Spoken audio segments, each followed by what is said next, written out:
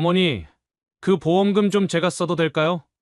사무실을 확장하려고 하는데 자금이 필요해서요. 정훈아, 그건 내 아버지가 나를 위해 남긴 돈이야. 아니, 제 말은 어차피 나중에 다 제 돈 되는 거 아닌가요? 지금 제가 쓰나 나중에 제가 쓰나 똑같은 거 아니에요? 어머니, 솔직히 말씀드리면 그 돈으로 뭐 하시려고요? 그냥 통장에 넣어두실 거잖아요. 제가 투자해서 더 불려드릴게요. 정훈아, 내가 어떻게 그런 말을. 에이, 진짜. 어머니도 너무 구시대적으로 생각하지 마세요. 요즘은 자식이 잘 되는 게 부모 된 도리 아닌가요? 어머니, 그러지 마시고 정훈 씨 사업 한번 밀어주세요. 나중에 더 크게 효도할 수 있을 텐데. 도대체 왜 이러세요? 그 돈 어차피 나중에 제 돈 될 텐데. 어머니는 그동안 제가 효도한 게 부족했나요? 그 비싼 결혼식도 다 치러드렸잖아요. 사연을 듣고 난 후 각자의 의견을 댓글로 남겨주시기 바랍니다. 사소한 댓글이라도 사연자분에게 큰 힘이 될 수 있습니다. 각색될 수 있고 사연자분의 입장에서 구성될 수 있습니다. 안덕희 여사님의 사연은 작은 시골 마을에서 시작되었습니다. 그녀의 아버지는 읍내에서 유일한 목공소를 운영하며 뛰어난 손재주로 마을 사람들의 신뢰를 받았지만 불안정한 경기 속에서 안정적인 수입을 얻기는 어려웠습니다. 특히 농한기가 되면 일감이 뚝 끊겨 한 달 내내 수입이 없는 날도 많았고 이런 날이면 식구들은 끼니를 거르기도 했습니다. 안덕희 여사는 어린 나이에도 이러한 가정 환경을 누구보다 잘 이해했고 스스로 할 수 있는 일들을 찾아 나섰습니다.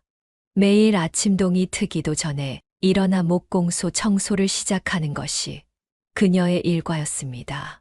톱밥이 수북이 쌓인 바닥을 쓸고 거미줄이 늘어진 천장 구석구석을 닦으며 어린 나이임에도 성실함을 몸소 실천했습니다. 때로는 아버지의 심부름으로 멀리 떨어진 마을까지 부품을 배달하러 가기도 했는데 이런 날이면 수업에 늦지 않으려 허겁지겁 뛰어다녀야 했습니다. 학교 가는 길에는 주변 텃밭에서 자란 무와 배추를 훔쳐 먹기도 했는데 이는 그녀의 어린 시절 배고픔을 달래던 쓰라린 추억이 되었습니다. 덕희야, 내가 이렇게 고생하게 해서 미안하다. 아버지가 능력이 없어서. 아버지는 종종 이렇게 말씀하시며 그녀의 머리를 쓰다듬어 주었습니다. 그럴 때마다 안덕희 여사는 씩씩한 목소리로 대답했습니다. 아버지, 저는 괜찮아요. 제가 도와드릴 수 있어서 오히려 기뻐요. 나중에 꼭 성공해서 아버지 편하게 해드릴게요. 하지만 현실은 녹록지 않았습니다.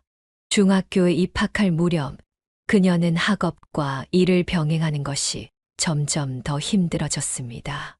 수업 내용은 날이 갈수록 어려워졌고 집안일을 도와야 하는 시간은 오히려 늘어났습니다.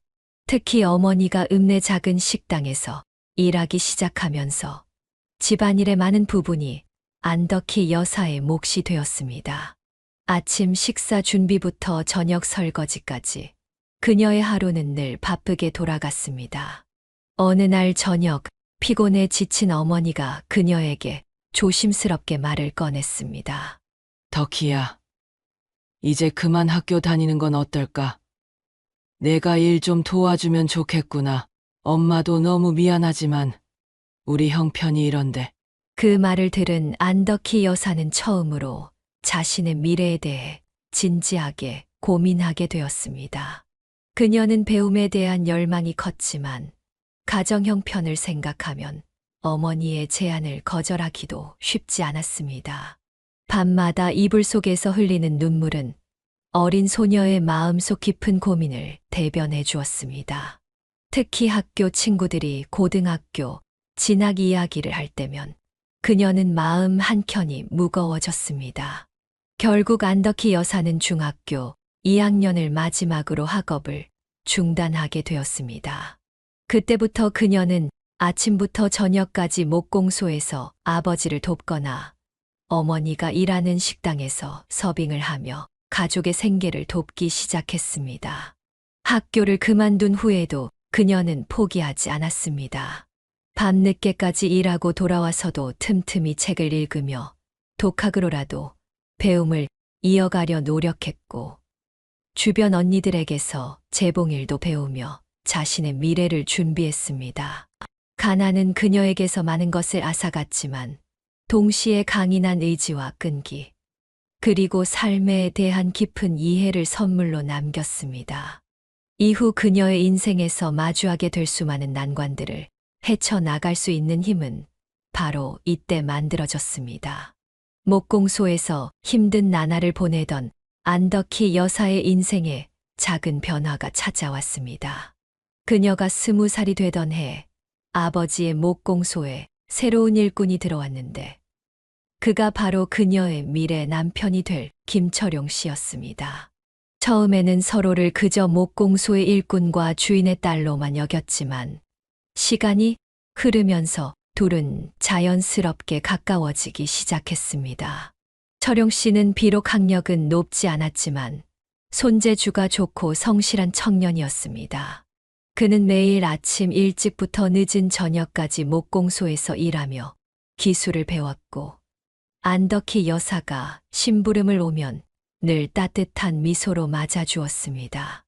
특히 그녀가 무거운 물건을 나를 때면 먼저 다가와 도와주곤 했습니다. 덕희 씨, 내가 들어줄게요. 조심해요. 이런 그의 따뜻한 배려는 안덕희 여사의 마음을 서서히 움직였습니다.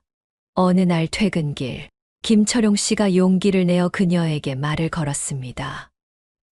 저기, 덕희 씨, 시간 되면 주말에 잠깐 저랑 차 한잔 하실래요? 그렇게 시작된 둘의 만남은 순수하고 애틋했습니다.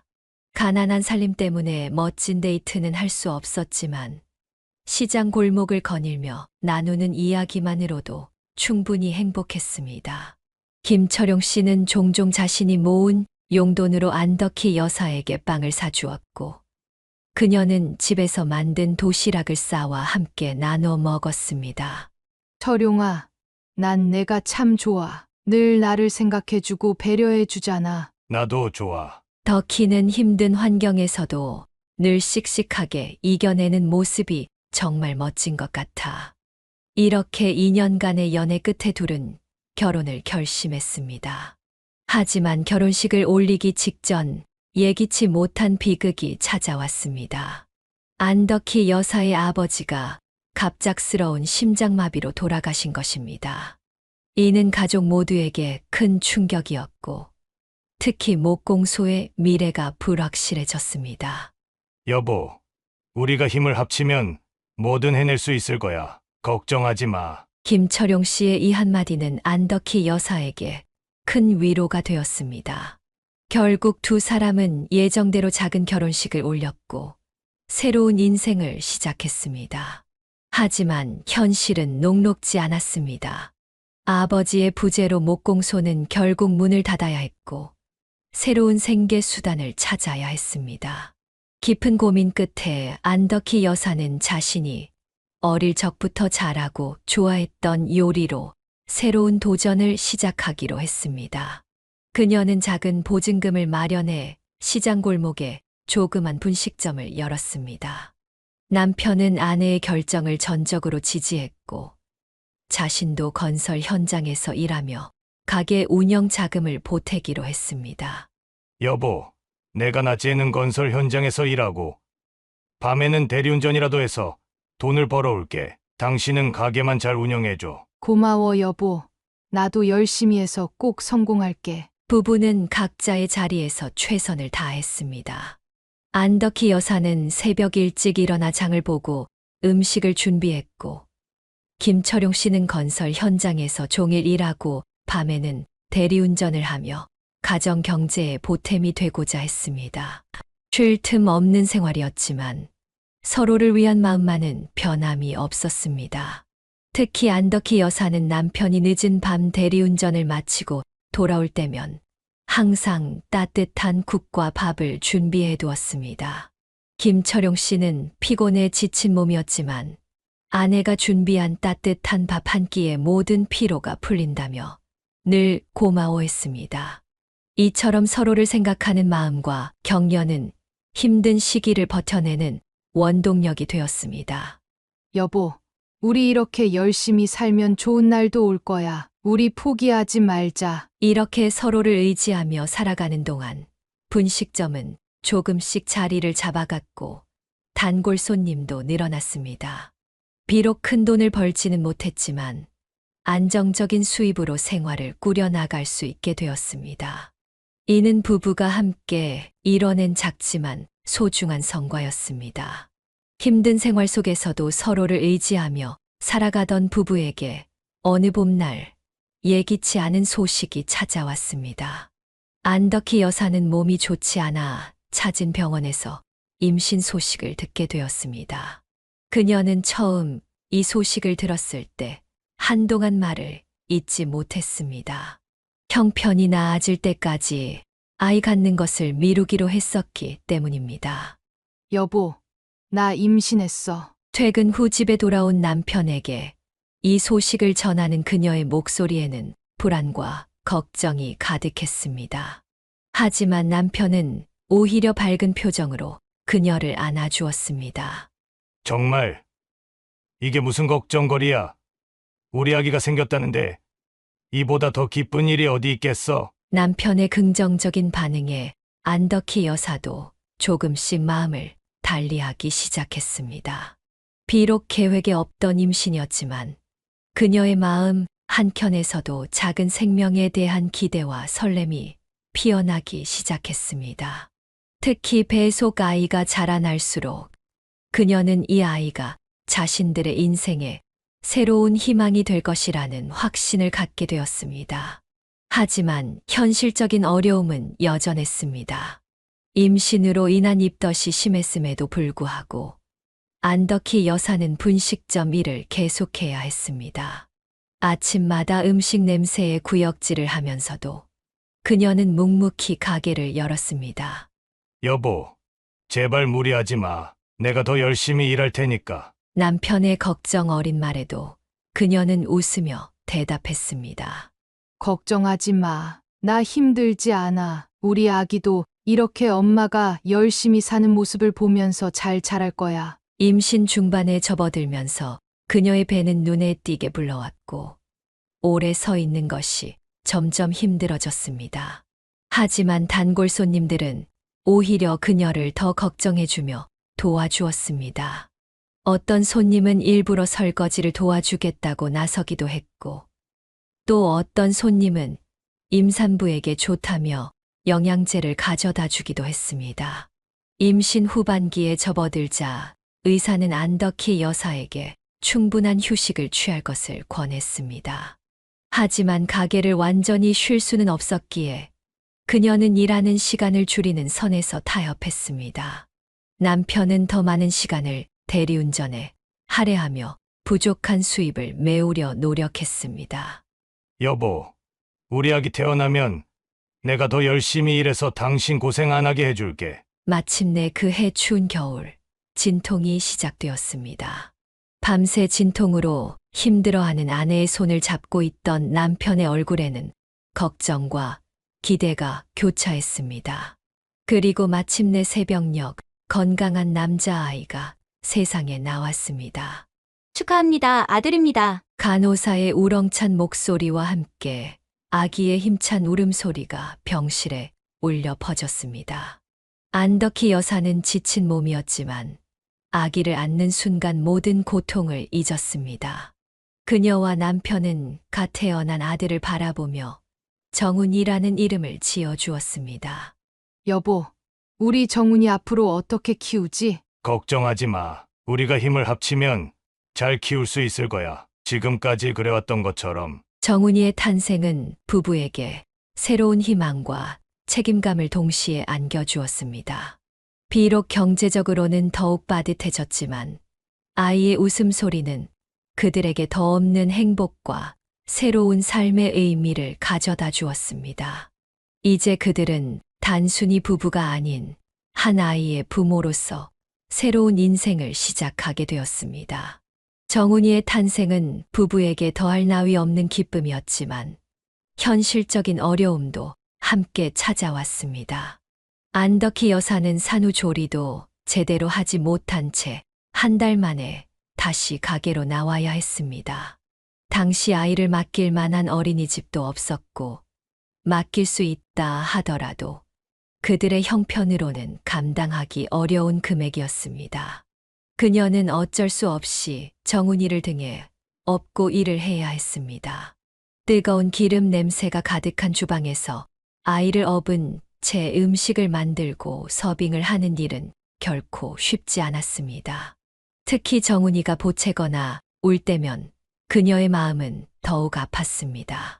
정훈아, 조금만 참자. 엄마가 일하는 거 좀 도와줘. 다행히 주변의 따뜻한 이웃들이 그녀의 어려움을 알고 도움의 손길을 내밀었습니다.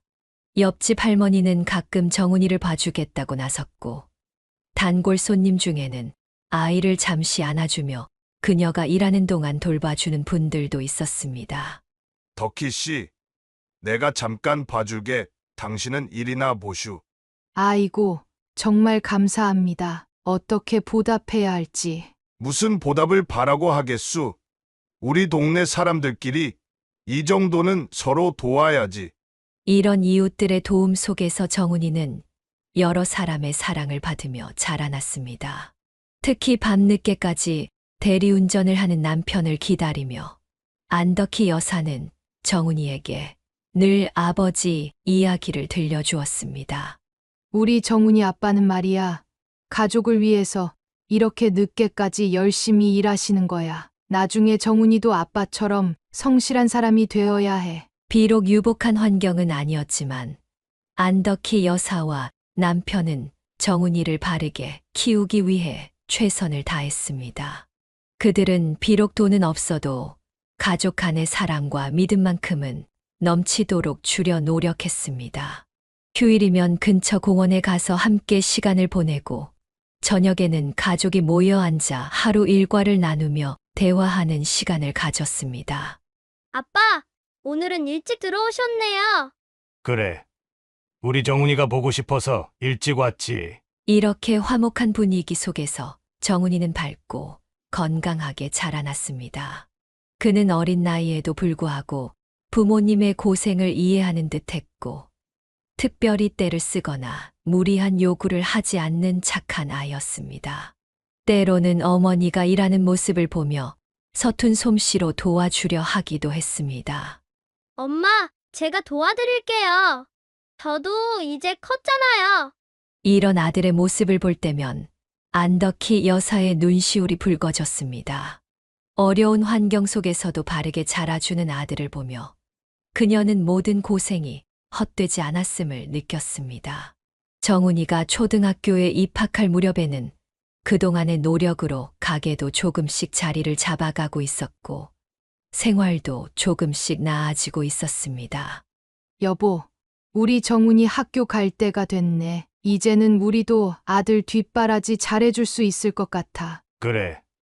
우리 아들 앞으로는 좀 더 좋은 환경에서 공부하게 해주자. 이처럼 안덕희 여사 부부는 어려운 환경 속에서도 희망을 잃지 않고 정훈이를 바르게 키우기 위해 최선을 다했습니다. 그들의 사랑과 노력은 정훈이가 건강하고 밝은 아이로 자라나는 밑거름이 되었습니다. 정훈이가 초등학교에 입학한 후 안덕희 여사는 아들의 성장을 지켜보며 새로운 기쁨을 느끼게 되었습니다. 그녀가 끝내지 못했던 학업의 한을 풀어주듯 정훈이는 뛰어난 학업 성적을 보여주었습니다. 특히 수학과 과학 과목에서 두각을 나타내며 매 학기 전교 10등 안에 들었습니다. 선생님, 정훈이 어머니 되시죠?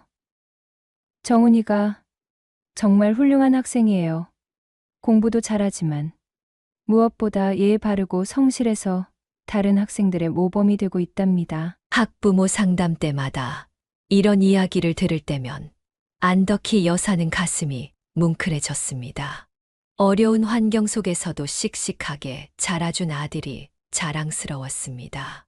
정훈이는 어린 나이였지만 부모님의 고된 삶을 이해하고 있었습니다. 가끔 친구들이 학원에 다니는 이야기를 할 때면 부러운 마음이 들기도 했지만 그는 결코 부모님께 무리한 요구를 하지 않았습니다. 대신 도서관에서 늦게까지 공부하며 스스로 부족한 부분을 채워나갔습니다. 엄마, 저는 학원 안 다녀도 돼요. 제가 열심히 할게요. 이런 아들의 말에 안덕희 여사는 더욱 미안한 마음이 들었습니다. 남편과 상의 끝에 근처 수학학원이라도 보내주기로 결정했습니다. 정훈아, 이제는 학원도 다닐 수 있게 됐어. 엄마 아빠가 열심히 일해서 마련했으니까 내 꿈을 위해 열심히 공부하렴. 정말요? 감사합니다. 엄마, 아빠. 저 열심히 할게요. 정훈이는 부모님의 기대에 부응하듯 더욱 열심히 공부했습니다. 학교 수업이 끝나면 학원에 가고 저녁에는 도서관에서 복습하는 것이 그의 일과가 되었습니다. 때로는 피곤해 보이는 모습에 안덕희 여사가 걱정스러운 눈빛을 보내기도 했지만 정훈이는 늘 밝은 미소로 답했습니다. 엄마, 걱정 마세요. 전 이렇게 하는 게 좋아요. 나중에 커서 꼭 성공해서 엄마 아빠한테 효도하려면 열심히 해야죠. 이런 정훈이의 모습은 주변 어른들에게도 좋은 평가를 받았습니다. 이웃집 할머니들은 정훈이를 볼 때마다 칭찬을 아끼지 않았고 분식점 단골 손님들도 그의 성장을 자신의 일처럼 기뻐했습니다. 덕희 씨, 정은이 정말 잘 키웠어요. 요즘 세상에 저렇게 공손하고 착한 아이가 어디 있나요? 그녀는 이런 말을 들을 때마다 가슴 한켠이 따뜻해졌습니다. 비록 물질적으로는 풍족하지 못했지만 정훈이가 바르고 건강하게 자라는 것만으로도 큰 축복이라고 느꼈습니다. 중학교에 진학한 후에도 정훈이의 성적은 계속해서 상위권을 유지했습니다. 특히 과학 경시대회에서 우수한 성적을 거두며 학교의 주목을 받았고 이는 안덕희 여사 부부에게 더 없는 자부심이 되었습니다. 여보, 우리 아들 정말 잘 자라주고 있지 않나요? 그래요. 우리가 고생한 게 전혀 아깝지 않네요. 이처럼 정훈이는 단순히 공부를 잘하는 학생을 넘어 부모님의 희생과 사랑을 이해하고 보답하려 노력하는 성숙한 아들로 자라나고 있었습니다. 그의 이러한 성장은 안덕희 여사 부부에게 더 없는 보람과 희망이 되었습니다. 아들 정훈이가 고등학교에 입학하면서 안덕희 여사의 마음은 한층 더 바빠졌습니다. 아들의 대학 진학을 위해 더 많은 지원이 필요했기 때문입니다. 하지만 정훈이는 여전히 변함없이 우수한 성적을 유지했고 특히 수학과 과학 과목에서는 두각을 나타내며 전교 상위권의 자리를 지켰습니다. 어느 날 진로를 고민하던 정훈이에게 담임 선생님이 한 제안을 했습니다. 정훈아, 이번 주 토요일에 특허청에서 주최하는 특별 강연이 있는데 내가 한번 들어보는 게 어떨까? 내 적성이랑 잘 맞을 것 같아서. 강연장에서 정훈이는 처음으로 변리사라는 직업을 접하게 되었습니다. 발명가들의 지적 재산권을 보호하고 기술의 가치를 법적으로 지켜주는 변리사의 역할에 그는 깊은 감명을 받았습니다. 특히 한 변리사가 들려준 작은 발명가의 성공 스토리는 그의 마음을 크게 움직였습니다. 그날 저녁 정훈이는 부모님께 자신의 꿈을 이야기했습니다. 엄마, 아빠, 제가 변리사가 되고 싶어요. 기술자들의 꿈을 지켜주는 일을 하고 싶어요. 그리고 변리사가 되면 엄마 아빠께도 잘해드릴 수 있을 것 같아요. 안덕희 여사는 아들의 진지한 눈빛을 보며 가슴이 뭉클해졌습니다. 남편도 뿌듯한 표정으로 아들의 어깨를 두드렸습니다. 정훈아, 내가 하고 싶은 일이라면 엄마 아빠가 끝까지 밀어줄게. 걱정하지 말고 내 꿈을 향해 달려가렴. 네, 어떤 어려움이 있어도 절대 포기하지 않고 꼭 변리사가 될게요. 그리고 나중에 꼭 효도하겠습니다. 그날 이후로 정훈이의 생활은 더욱 바빠졌습니다. 학교 공부는 물론 도서관에서 특허법과 관련된 책들을 찾아 독학하기 시작했습니다. 때로는 피곤해 지쳐 쓰러질 것 같았지만 목공소에서 일하시던 아버지의 모습과 분식점에서 고생하시는 어머니를 생각하며 힘을 냈습니다. 안덕희 여사와 남편은 아들의 이러한 모습을 보며 더없이 흐뭇했습니다. 그들은 서로 눈빛을 교환하며 말했습니다. 여보, 우리 아들 참 듬직하죠? 그래요. 어려운 환경에서도 저렇게 바르게 자라줘서 얼마나 감사한지 몰라요. 이렇게 정훈이의 변리사를 향한 꿈은 시작되었고, 이는 안덕희 여사 가족에게 새로운 희망이 되었습니다. 그의 꿈을 위해 부모님은 더욱 열심히 일했고, 정훈이 또한 자신의 목표를 향해 한 걸음씩 나아갔습니다. 정훈이의 끊임없는 노력과 부모님의 헌신적인 지원은 마침내 값진 결실을 맺게 되었습니다. 대학 입시 결과가 발표되던 날, 안덕희 여사의 분식점에는 기쁨의 함성이 울려 퍼졌습니다. 엄마, 아빠, 저 합격했어요. 그 순간 안덕희 여사는 그 자리에 주저앉아 울음을 터뜨렸습니다. 남편도 평소의 과묵함을 잊은 채 아들을 끌어안았습니다. 여보, 우리 정훈이가 명문대학교에 갔어요. 그래요. 정말 꿈만 같네요. 정훈이는 변리사의 꿈을 이루기 위해 화학공학과를 선택했습니다. 특허 업무에서 이공계 전공자들이 더 유리하다는 조언을 들었기 때문입니다. 특히 그의 지도 교사는 이공계 출신 변리사들이 기술 특허를 다루는 데 있어 강점이 있다고 조언해 주었습니다. 엄마, 아빠, 제가 화학공학을 전공하면서 특허법도 함께 공부할 거예요. 그러면 더 훌륭한 변리사가 될 수 있을 것 같아요. 안덕희 여사는 아들의 말을 들으며 가슴이 뭉클해졌습니다. 자신은 중학교도 졸업하지 못했지만 아들은 이제 나라에서 가장 좋은 대학 중 하나에 입학하게 된 것입니다. 그동안의 고생이 모두 보상받는 듯 했습니다. 입학식 날, 안덕희 여사 부부는 처음으로 대학교 캠퍼스를 방문했습니다. 웅장한 정문을 지나며 그들의 눈시울은 다시 한번 붉어졌습니다. 여보, 저 푸른 잔디밭에서 공부하게 될 우리 아들을 보니 꿈만 같네요. 그래요. 우리 정훈이가 정말 자랑스러워요. 정훈이는 부모님의 마음을 알기에 더욱 열심히 공부하겠다고 다짐했습니다. 화학공학이라는 새로운 도전이 기다리고 있었지만 그는 이미 마음의 준비가 되어 있었습니다. 교수님, 제가 변리사가 되기 위해 어떤 공부를 더 해야 할까요? 자네같이 이공계 전공하면서 변리사를 준비하는 학생들이 늘고 있어. 기술이 발전할수록 이공계 출신 변리사의 수요는 더욱 늘어날 거야. 이런 조언들은 정훈이의 선택에 대한 확신을 더욱 굳건하게 해주었습니다. 비록 업대에 직접 입학한 것은 아니었지만 오히려 이공계 전공을 통해 더 경쟁력 있는 변리사가 될 수 있다는 희망이 생겼습니다. 이렇게 정훈이의 대학 생활이 시작되었고 안덕희 여사 부부는 아들의 새로운 출발을 위해 더욱 열심히 일했습니다. 그들의 땀과 눈물로 이룬 이 작은 성공은 더 큰 꿈을 향한 새로운 시작이 되었습니다. 아들이 대학교 2학년이 되던 해봄, 예기치 않은 비극이 안덕희 여사의 가정을 덮쳤습니다. 늦은 밤 대리운전을 마치고 귀가하던 남편이 음주운전 차량과 큰 사고를 당한 것입니다. 그날 밤 안덕희 여사는 한 통의 전화에 세상이 무너지는 것 같았습니다. 여보세요. 거기 김철용 씨 가족 되시나요? 지금 중환자실로 오셔야 할 것 같습니다.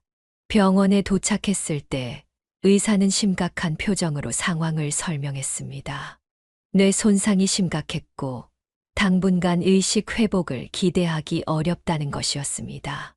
안덕희 여사는 중환자실 유리창 너머로 보이는 남편의 모습에 그 자리에서 주저앉고 말았습니다. 처음에 그녀는 이 사실을 정훈이에게 알리지 않으려 했습니다. 시험 기간을 앞둔 아들의 공부에 방해가 될까 염려했기 때문입니다. 하지만 병원비 문제와 가게 운영의 어려움이 겹치면서 결국 아들에게 연락을 할 수밖에 없었습니다. 정훈아, 엄마가 할 말이 있어. 전화기 너머로 들려오는 어머니의 떨리는 목소리에 정훈이는 직감적으로 무언가 심각한 일이 일어났음을 깨달았습니다. 엄마, 무슨 일 있으세요? 아버지가 사고가 지금 병원에 계셔. 그날 밤 정훈이는 곧바로 서울에서 고향으로 내려왔습니다. 중환자실에 누워 계신 아버지를 보는 순간 그의 눈에서는 뜨거운 눈물이 흘러내렸습니다. 늘 묵묵히 가족을 위해 일하시던 아버지의 모습이 떠올랐습니다. 아버지, 제가 왔어요. 어서 일어나세요. 다행히 사고의 책임은 전적으로 음주운전자에게 있었기에 보상금 문제는 해결될 수 있었습니다. 하지만 돈으로는 해결할 수 없는 것들이 더 많았습니다. 의식불명 상태가 계속되는 아버지를 보며 가족들의 마음은 날이 갈수록 무거워졌습니다. 엄마, 저 학교 휴학하고 내려올까요? 안 돼. 정훈아, 내 아버지도 그러시길 원치 않으실 거야. 넌 거기서 열심히 공부만 해. 안덕희 여사는 아들의 제안을 단호히 거절했습니다. 하지만 그녀의 강인한 모습 뒤에는 깊은 슬픔이 숨겨져 있었습니다.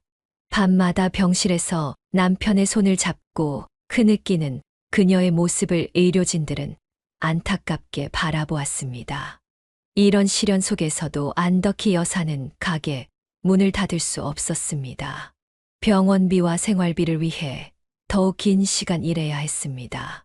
단골 손님들은 그녀의 사정을 알고 안타까워했고 가끔은 일손을 거들어 주기도 했습니다. 이렇게 예기치 않은 사고는 안덕희 여사의 가정에 큰 시련을 안겨주었습니다. 하지만 그녀는 절망하지 않았습니다. 남편의 회복을 믿으며 아들의 꿈을 지켜주기 위해 더욱 강인하게 버텨나갔습니다. 아들은 화학공학과를 졸업하고 곧바로 서울의 한 특허법률사무소에 취직했습니다. 변리사가 되기 위한 첫발걸음이었습니다. 비록 아버지가 여전히 의식불명 상태였지만 안덕희 여사는 아들의 새로운 출발을 기쁜 마음으로 지켜보았습니다. 정훈아, 처음이라 힘들 텐데 잘 해낼 수 있겠니? 걱정 마세요, 엄마. 제가 꼭 변리사가 될 거예요. 그리고 아버지가 깨어나실 때는 꼭 변리사가 되어 있을 거예요. 특허법률사무소에서 정훈이는 이공계 전공자의 강점을 살려 특허 명세서 작성과 선행기술 조사 업무를 맡았습니다. 하지만 법률 공부는 그에게 완전히 새로운 도전이었습니다. 화학공학에서 배운 전공 지식은 도움이 되었지만 특허법, 민법, 상법 등은 처음 접하는 생소한 영역이었습니다. 매일 밤 퇴근 후에도 정훈이의 하루는 끝나지 않았습니다. 근처 독서실에서 새벽까지 법률 공부를 하는 것이 일상이 되었습니다. 때로는 책상에 엎드려 잠이 들기도 했지만 의식 없이 누워 계신 아버지를 생각하며 다시 책을 폈습니다. 여보, 우리 아들이 이렇게 열심히 공부하고 있어요. 당신도 어서 일어나서 아들 자랑스러워할 날이 오겠죠? 안덕희 여사는 병원에 면회를 갈 때마다 남편에게 아들 이야기를 들려주었습니다. 하지만 변리사 시험의 벽은 높았습니다. 첫 시험에서 정훈이는 특허법 과목에서 2점 차이로 탈락했고 이듬해에는 민법에서 고배를 마셨습니다. 매번 아쉽게 떨어질 때마다 정훈이의 어깨는 무거워졌습니다. 엄마, 저 이번에도 떨어졌어요. 괜찮아, 정훈아. 지금처럼만 열심히 하면 언젠간 꼭 될 거야. 엄마는 내가 자랑스러워. 시험 준비가 길어지면서 가정의 경제적 부담도 커져갔습니다. 병원비와 생활비에 정훈이의 학원비까지 안덕희 여사는 더 많은 시간을 일해야 했습니다. 하지만 그녀는 단 한 번도 아들에게 그만두라는 말을 하지 않았습니다. 정훈이도 부모님의 희생을 알기에 더욱 필사적으로 공부했습니다. 퇴근 후의 시간은 물론 주말까지 반납하며 시험 준비에 매달렸습니다.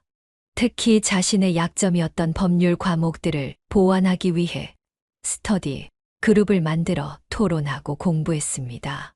이번에는 꼭 합격할 거예요. 아버지가 깨어나시면 제가 변리사가 되어 있는 모습을 보여드리고 싶어요. 이렇게 정훈이의 도전은 계속되었고 안덕희 여사는 묵묵히 아들의 꿈을 지원했습니다. 그들의 인내와 노력은 곧 새로운 결실을 맺게 될 것이었습니다. 변리사 시험 합격자 발표가 있던 날, 정훈이는 떨리는 마음으로 컴퓨터 앞에 앉았습니다. 세 번째 도전이었기에 그의 마음은 더욱 무거웠습니다. 지난 두 번의 실패를 떠올리며 그는 깊은 한숨을 내쉬었습니다. 하지만 이번에는 달랐습니다. 합격자 명단을 확인하는 순간 그의 눈에서는 뜨거운 눈물이 흘러내렸습니다. 합격. 제가 정말 합격했어요. 드디어. 3년간의 고된 시험 준비, 밤을 새워가며 공부했던 순간들, 좌절과 실패의 시간들이 주마등처럼 스쳐 지나갔습니다. 떨리는 손으로 어머니께 전화를 걸었습니다. 엄마, 제가 해냈어요. 이번에 정말 합격했어요. 전화기 너머로 들려오는 안덕희 여사의 흐느낌은 오랜 시간 멈추지 않았습니다. 특히 이공계 출신으로 특허법 과목에서 최고점을 받았다는 소식은 그들의 기쁨을 더욱 크게 했습니다. 그동안 화학공학과를 나온 것이 오히려 장점이 되어 기술 특허 분야에서 두각을 나타낼 수 있었던 것입니다. 정훈아, 내가 정말 자랑스럽구나. 이렇게 열심히 해준 우리 아들. 정훈이는 합격 소식을 들은 즉시 병원으로 향했습니다. 3년째 의식 없이 누워 계신 아버지 앞에서 그는 큰절을 올렸습니다. 병실은 고요했지만 그의 마음속에는 수많은 감정이 소용돌이쳤습니다. 아버지, 제가 드디어 해냈습니다. 당신의 아들이 변리사가 되었어요. 이제는 제가 효도하겠습니다. 아버지, 어서 깨어나세요. 안덕희 여사는 아들과 함께 남편의 손을 잡고 울었습니다. 그동안의 고난과 시련이 주마등처럼 스쳐 지나갔습니다. 목공소에서 일하던 시절, 분식점을 시작하던 날들, 대리운전을 하다 사고를 당한 그날까지 모든 순간이 이 한순간을 위한 과정이었던 것만 같았습니다. 병실의 의료진들도 이들의 감동적인 순간을 지켜보며 눈시울을 붉혔습니다. 3년간 이 병실을 지켜본 간호사들은 정훈이가 매일같이 공부하러 가기 전 들러 아버지께 인사하던 모습을 기억하고 있었습니다.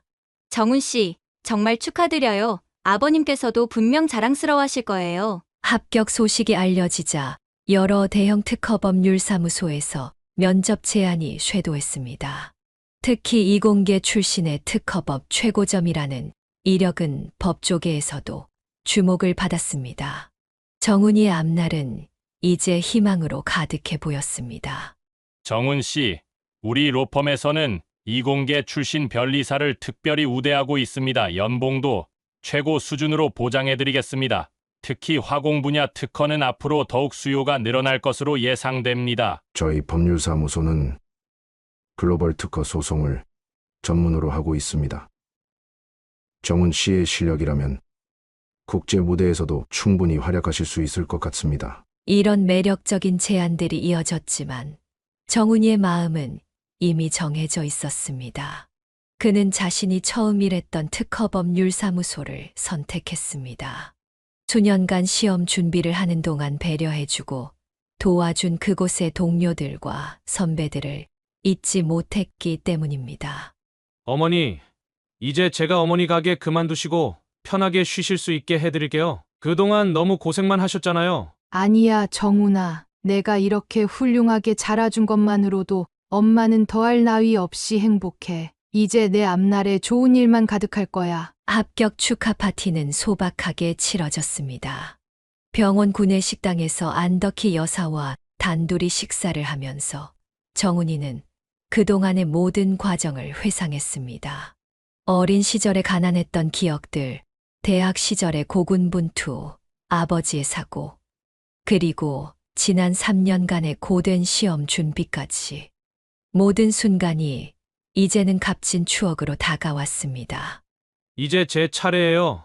어머니, 제가 이제부터 어머니와 아버지를 책임지겠습니다. 그동안 너무 고생만 하셨으니 이제는 제가 효도하겠습니다. 이렇게 정훈이의 꿈은 마침내 실현되었고 안덕희 여사의 오랜 고생도 보상받는 순간이었습니다.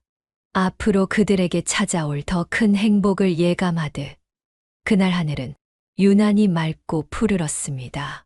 병실 창 너머로 비치는 따스한 가을 햇살은 마치 새로운 시작을 축복해 주는 것만 같았습니다. 변리사로서의 새로운 삶을 시작한 정훈의 인생에 또 다른 변화가 찾아왔습니다. 법률사무소 동료의 소개로 알게 된 서윤이라는 여성이었습니다. 서윤은 유명음악대학을 졸업하고 서울시립교향악단에서 첼로를 연주하는 첼리스트였고, 정훈은 그녀의 우아한 모습과 따뜻한 성품에 매료되었습니다. 서윤 씨가 연주하는 첼로 소리가 정말 아름답네요. 정훈 씨도 음악을 좋아하시나요? 아니요. 사실 클래식은 잘 모르지만 서윤 씨가 연주하시는 걸 보니 저도 배우고 싶어지네요. 처음 만난 날 음악에 대해 문외한이었던 그였지만 서윤의 영향으로 점차 클래식 음악의 세계에 빠져들기 시작했습니다. 두 사람의 관계가 발전하면서 자연스럽게 서윤의 부모님을 만나게 되었습니다. 서윤의 아버지는 반도체 부품을 수출하는 중소기업의 대표였고, 어머니는 유명 음악대학 교수였습니다. 특히 서윤의 아버지는 정훈이 변리사라는 점에 크게 관심을 보였습니다. 변리사 시험이 얼마나 어려운지 잘 알고 있습니다. 더구나 이공계 출신이라니. 우리 회사에도 큰 도움이 될 것 같네요.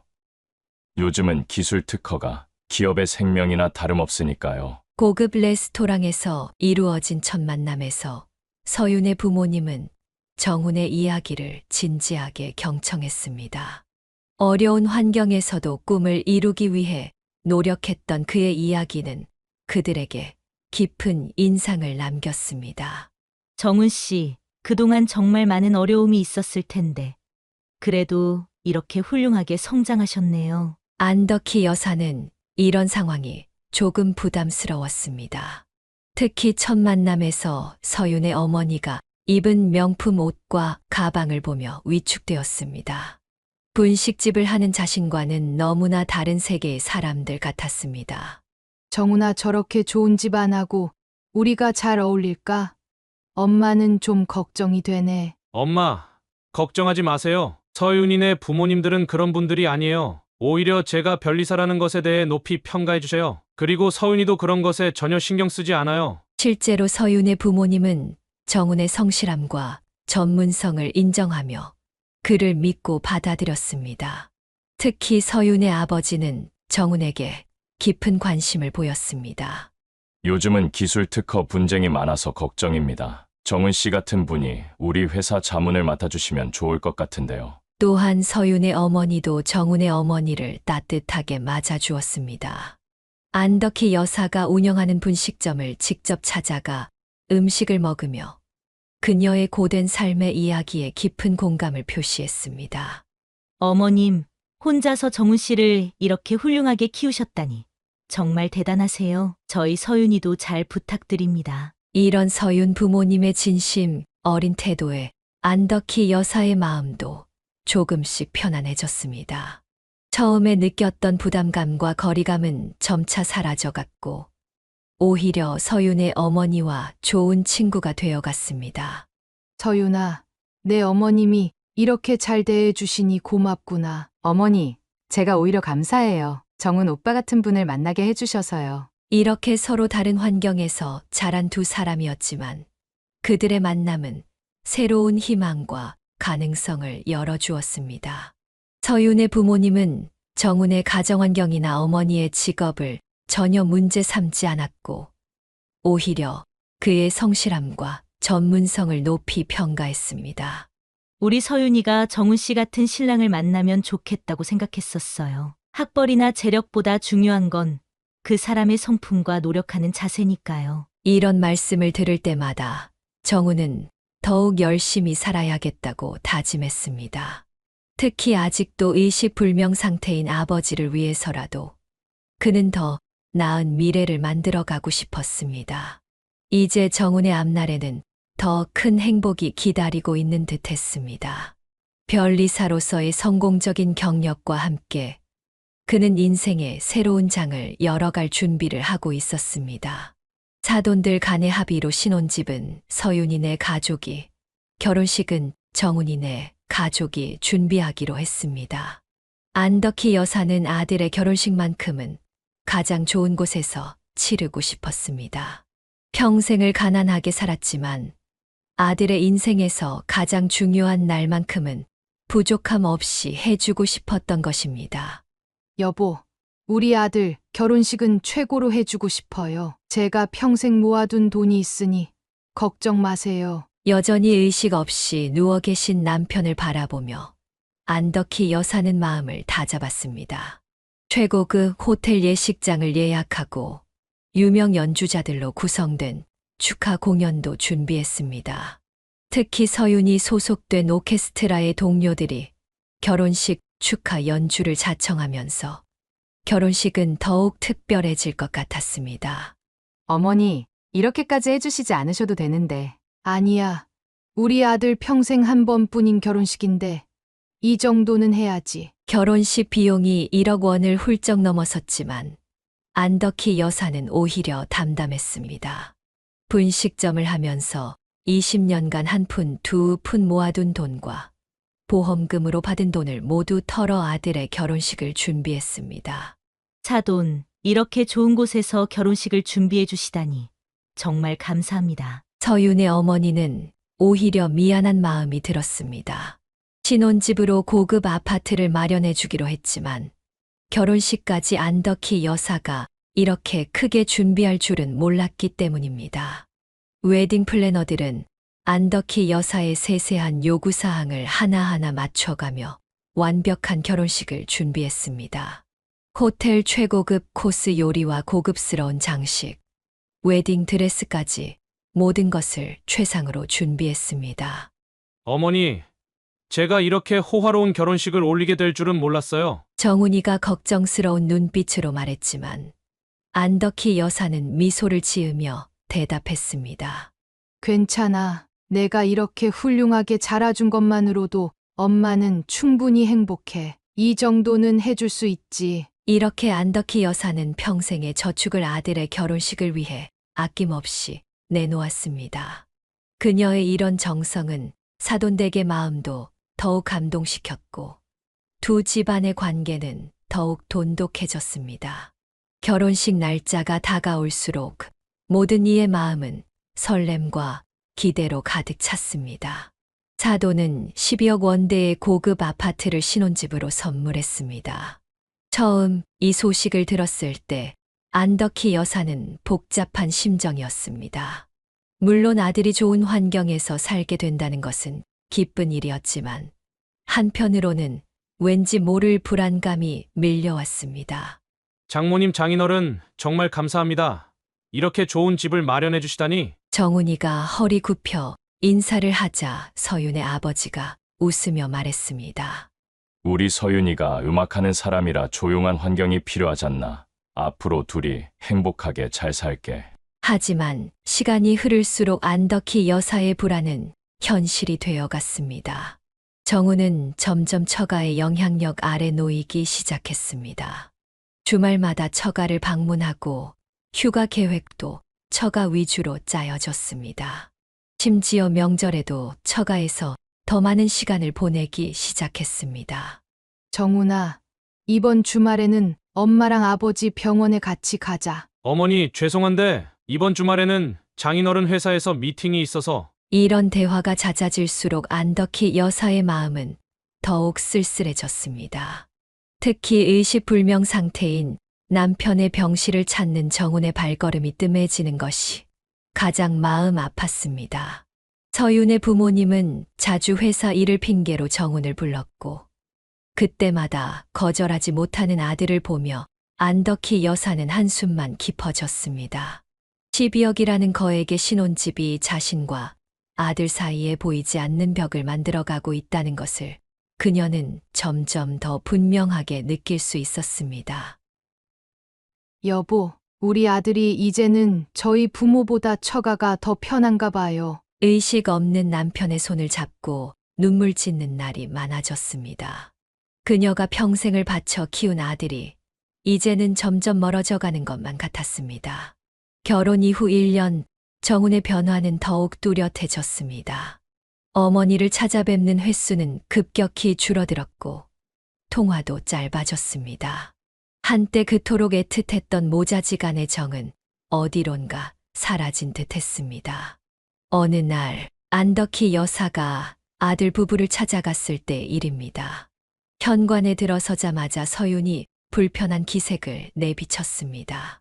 어머님, 미리 연락 주시고 오시지. 저희가 오늘 저희 친정에 가기로 했었거든요. 그 말을 듣고 정훈이 어머니를 향해 냉랭하게 말했습니다. 엄마, 우리 이제 신혼이에요. 갑자기 이러시면 곤란하죠. 앞으로는 꼭 미리 연락하고 오세요. 안덕희 여사는 그 자리에서 그만 눈물이 왈칵 쏟아졌습니다.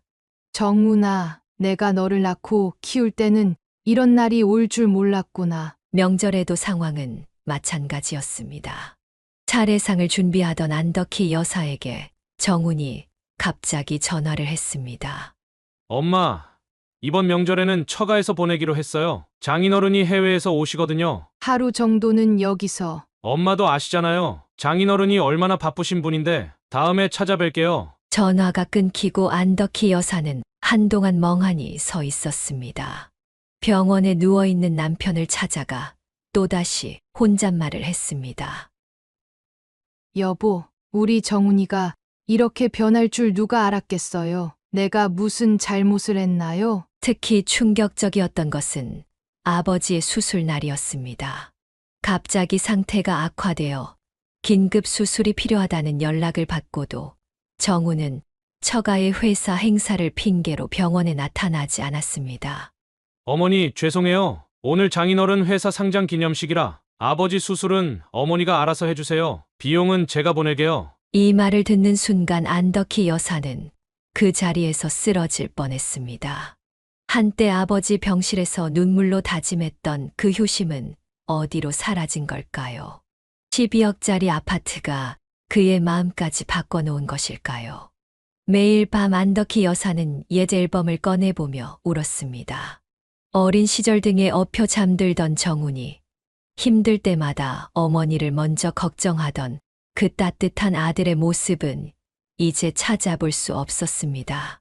내가 너무 욕심을 부린 걸까? 호화로운 결혼식에, 좋은 신혼집에, 우리 정훈이의 마음까지 팔아버린 걸까? 이제 안덕희 여사의 분식점에는 더 이상 정훈이가 찾아오지 않았습니다. 한때 어머니의 고생을 걱정하며 가게 그만두기를 권하던 그 마음은 어디론가 사라지고 대신 엄마, 이제 그 나이에 무슨 장사예요? 라는 차가운 말만 남았습니다. 어느 순간부터 장인의 권유로 정훈은 골프를 배우기 시작했습니다. 주말마다 장인과 함께 골프장에 나가면서 그들의 관계는 더욱 가까워졌습니다. 골프장에서 장인은 사업적 조언을 아끼지 않았고 정훈은 그의 말 한마디를 놓치지 않으려 했습니다. 정훈이 자네도 이제 개업을 준비할 때가 되지 않았나? 내가 아는 사람들을 좀 소개해 줄 수 있네. 장인의 이 한마디에 정훈의 인생은 또 다른 전환점을 맞이했습니다. 처가의 인맥과 자금 지원으로 개인 특허법률사무소를 차리게 된 것입니다.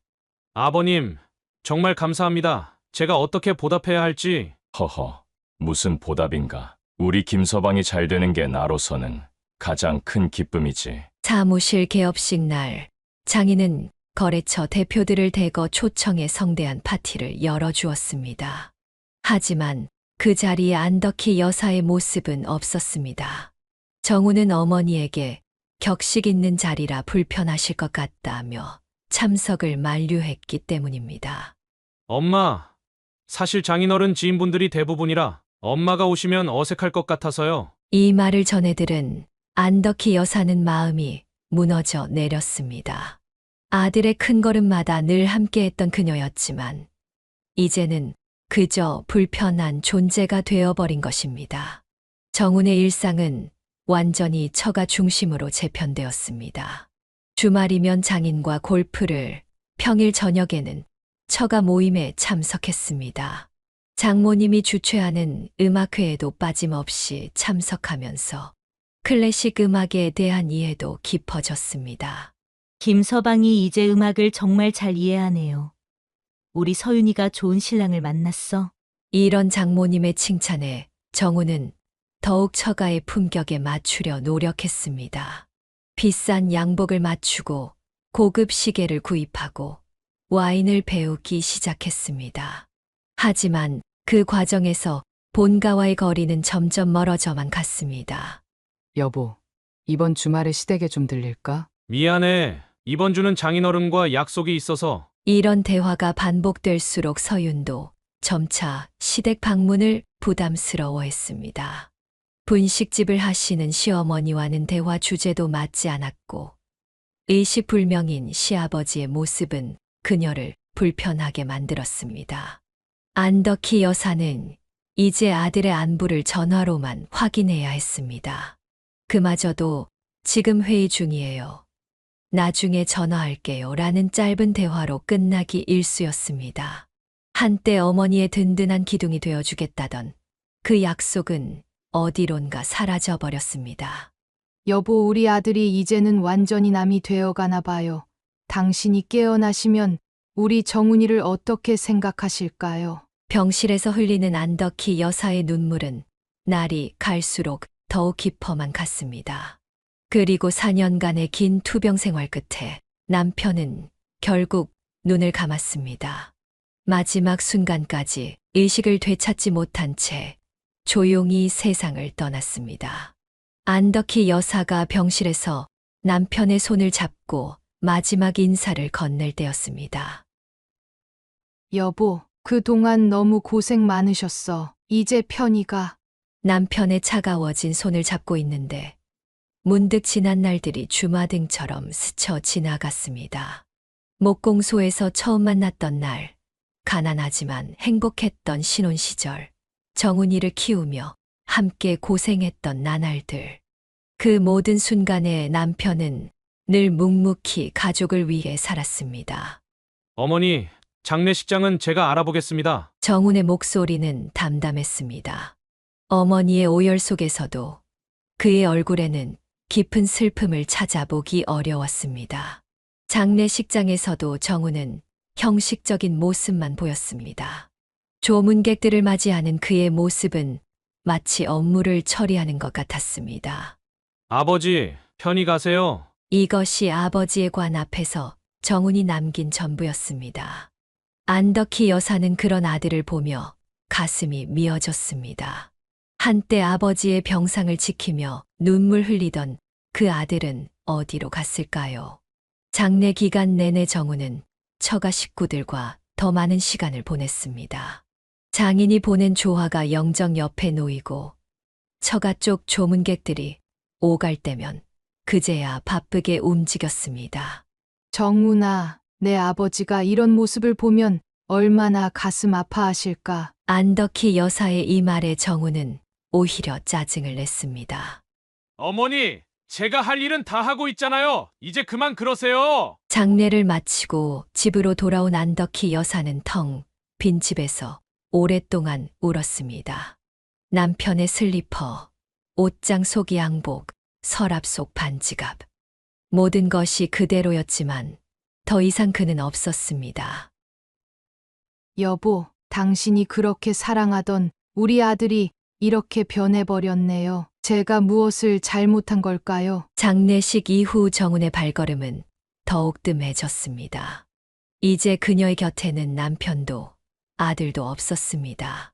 평생을 가족을 위해 살아온 두 사람의 빈자리가 서로 다른 의미로 그녀의 가슴을 아프게 했습니다. 남편의 사망 후 예기치 않은 소식이 전해졌습니다. 김철용 씨가 몰래 가입해둔 생명보험에서 4억 원의 보험금이 나오게 된 것입니다. 안덕희 여사는 이 사실을 알고 또다시 눈물을 흘렸습니다. 늘 가족을 위해 준비하고 있었던 남편의 마지막 배려였습니다. 처음 이 소식을 들은 정우는 반가워했습니다. 어머니, 아버지가 이런 준비를 하고 계셨네요. 이제 어머니도 좀 편하게 사실 수 있겠어요. 하지만 얼마 지나지 않아 정훈의 태도가 달라지기 시작했습니다.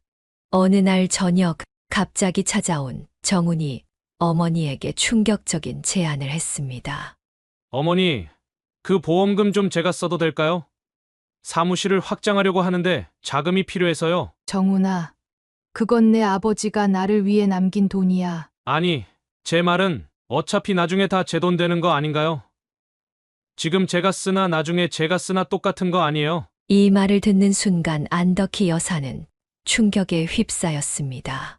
하지만 이것은 시작에 불과했습니다. 어머니, 솔직히 말씀드리면 그 돈으로 뭐 하시려고요? 그냥 통장에 넣어두실 거잖아요. 제가 투자해서 더 불려드릴게요. 정훈아, 내가 어떻게 그런 말을. 에이, 진짜 어머니도 너무 구시대적으로 생각하지 마세요. 요즘은 자식이 잘 되는 게 부모 된 도리 아닌가요? 매일같이 정훈의 독촉이 이어졌습니다. 전화로 문자로 때로는 직접 찾아와서 보험금을 요구했습니다. 심지어 어느 날은 서윤까지 데리고 와서 압박했습니다. 어머니, 그러지 마시고 정훈 씨 사업 한번 밀어주세요. 나중에 더 크게 효도할 수 있을 텐데. 급기야 정훈은 폭발했습니다. 도대체 왜 이러세요? 그 돈 어차피 나중에 제 돈 될 텐데. 어머니는 그동안 제가 효도한 게 부족했나요? 그 비싼 결혼식도 다 치러드렸잖아요. 정훈아, 그때는 내가 가진 걸 다 써서. 아, 진짜 답답하네. 그럼 평생 그 분식집이나 하면서 사시게요. 전 이제 그만두라고 해도 고집 부리시고, 그러고도 제가 불효자예요. 이렇게 모진 말을 던지고 나간 정훈을 바라보며 안덕희 여사는 하염없이 눈물을 흘렸습니다. 남편이 자신을 위해 남긴 마지막 선물마저 이제는 아들과의 갈등의 씨앗이 되어버렸습니다. 여보, 당신이 이런 걸 보면 얼마나 가슴 아파하실까요? 우리 정훈이가 이렇게 변해버렸네요. 아들과의 갈등이 깊어지면서 안덕희 여사는 큰 결심을 하게 됩니다. 30년 넘게 운영해온 분식점을 정리하고 강원도 바닷가 마을로 떠나기로 한 것입니다. 남편과의 추억이 서린 이 도시를 떠나 새로운 삶을 시작하고 싶었습니다. 부동산에 가게를 내놓고 바닷가 마을의 작은 집을 알아보던 중 정훈이 갑자기 찾아왔습니다. 어머니, 무슨 생각으로 이러시는 거예요? 갑자기 시골은 무슨 시골이에요? 정훈아, 이제 엄마도 조용히 살고 싶구나. 말도 안 돼요. 어머니가 거기 가서 뭘 하시겠다는 거예요? 그리고 그 보험금은 어쩌고요? 안덕희 여사는 담담하게 대답했습니다. 그 돈으로 작은 집을 하나 사서 살려고 해. 바다도 보고 텃밭도 가꾸면서. 절대 안 됩니다. 어머니가 그렇게 시골 가서 사시면 제가 얼마나 창피해요. 장인어른 장모님께 뭐라고 설명하냐고요. 이 말에 안덕희 여사의 눈에서 눈물이 흘렀습니다. 창피하다고. 내가 그렇게까지 날 창피해 하는 줄은 몰랐구나. 정훈은 계속해서 어머니의 결정을 막으려 했습니다. 심지어 부동산에 직접 찾아가 가게 매매를 취소하려 하기도 했습니다. 하지만 이번만큼은 안덕희 여사의 의지가 확고했습니다. 정훈아, 이제 그만하자. 내가 내 삶을 사는 것처럼 나도 내 삶을 살고 싶구나. 어머니, 제발 정신 차리세요. 그 나이에 무슨 새 삶이에요? 그냥 여기 계시면서 제가 용돈 드릴 테니. 돈이 다가 아니야. 엄마는 이제 조용히 살고 싶다. 아들의 반대에도 불구하고 안덕희 여사는 천천히 새로운 삶을 준비해 나갔습니다. 30년 동안 정들었던 가게의 물건들을 정리하고 바닷가 마을의 작은 집을 계약했습니다. 비록 아들은 이해하지 못했지만 그녀의 눈빛에는 오랜만에 평화로움이 깃들어 있었습니다. 아니, 도대체 무슨 생각으로 이러시는 건데요?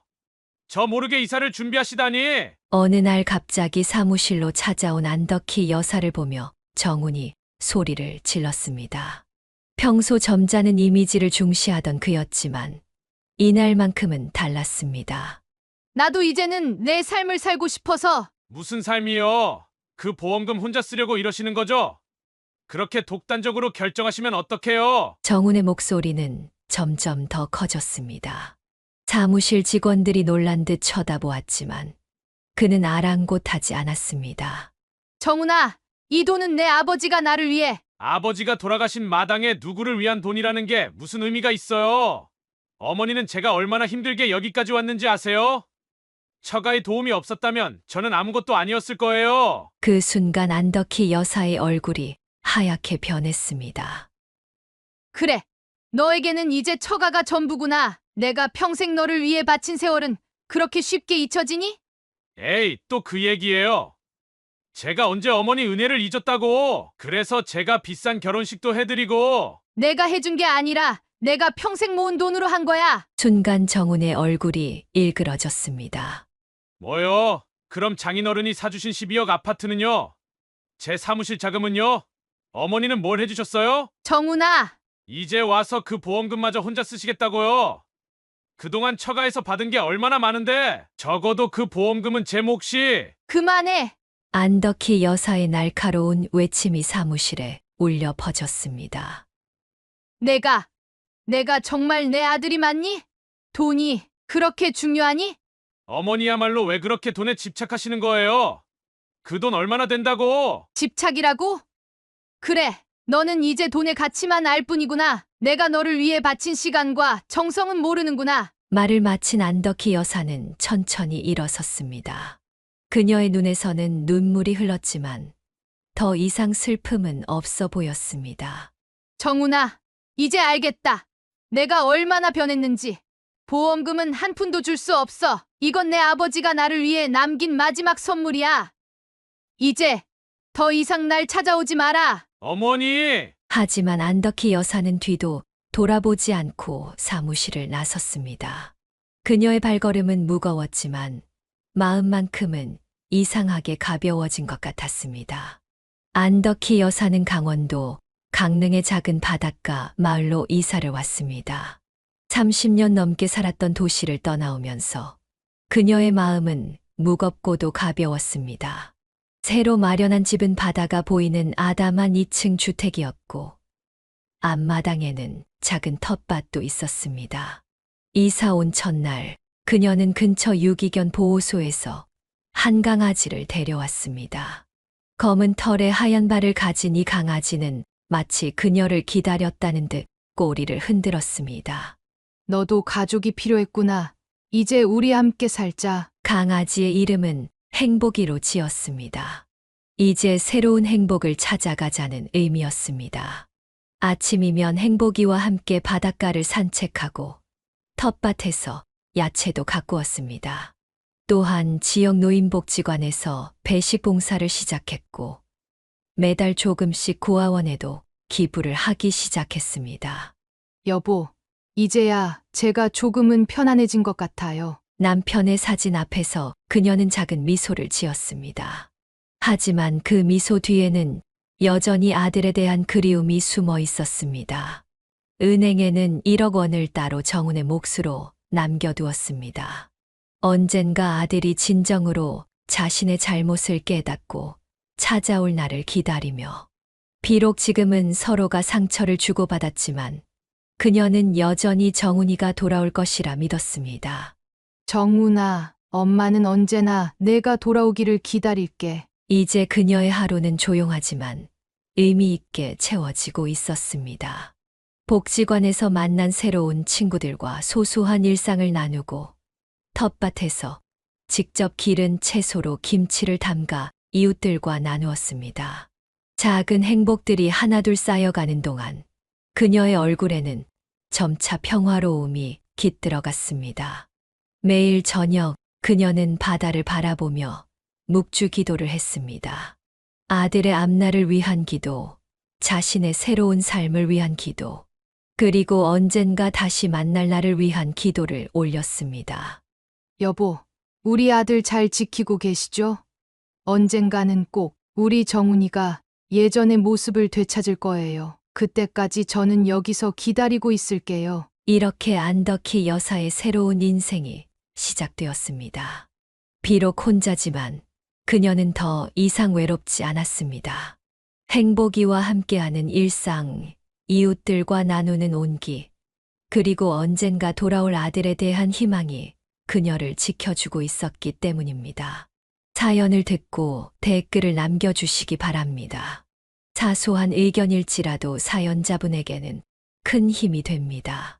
노골적인 악성 댓글은 사연자분에게 상처가 될 수 있으니 삼가주시기 바랍니다.